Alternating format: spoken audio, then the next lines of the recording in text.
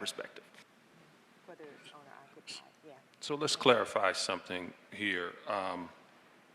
Is it possible within the next, by the 18th, is it possible by the 18th, the next committee meeting, to have something that would show over the last 5 years, as the Vice Mayor pointed out, the disparities in possible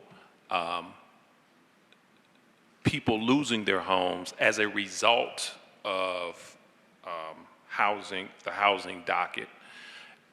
Is 5 years good for this committee over the last 5 years? That's good, yeah. Yeah, let's do 5. Over the last 5 years, the difference between black and white residents that may have lost their homes as a result of the housing docket. And then just for clarification reasons, to change this, I think Ms. Keating alluded to this, it would require a change in state law. To the chair to create what has been commonly referred to as a housing court, that is what exists in Cleveland and Franklin County and Cuyahoga County. Yes, that is a state law change. To your more specific question, depending on the level of detail, we will have to manually research each case. So for 100 cases, it will be rather simple to identify age, race, gender, those demographic data points, sentencing outcomes, to understand what might have happened with a property after prosecution could take significantly more time. So it's a hesitant yes by the 18th. I understand.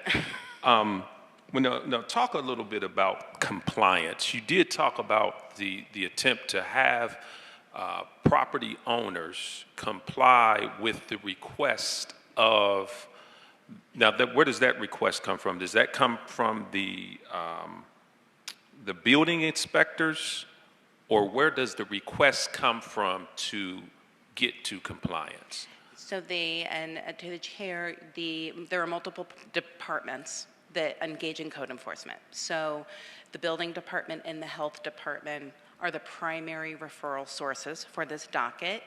For health matters, it's generally historically been lead paint hazards, and those would be in rental properties. So for a host of reasons, compliance is a relatively low barrier.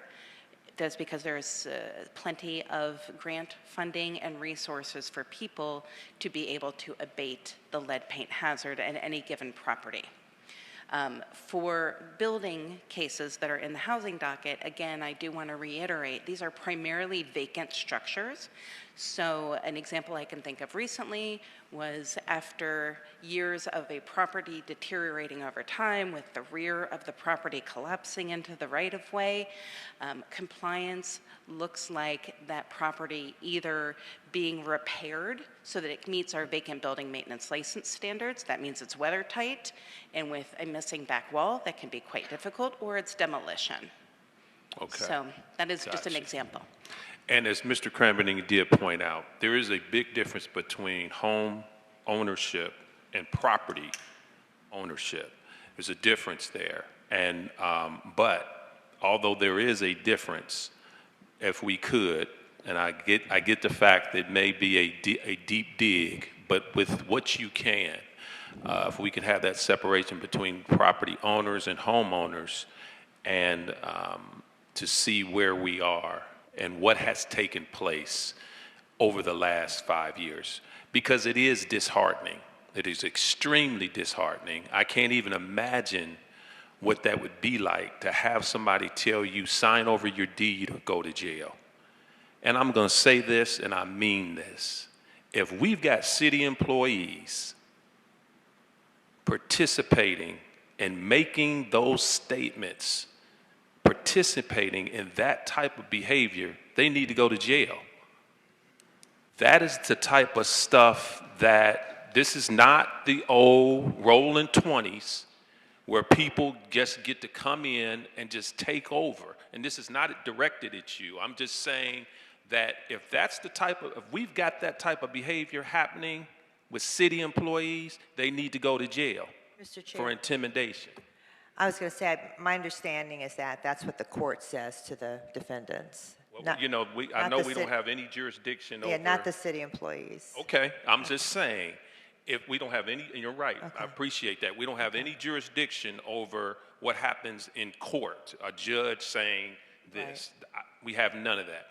I'm just making it clear, if we've got, because allegedly we've got, and I say allegedly, we've got building inspectors making threats. So with that, if that's taking place, that is something that needs to be addressed, and that is something we need to make sure is done away with immediately. So I'm just saying what is being alleged. I don't have any proof. I'm saying if that's being done, people need to go to jail.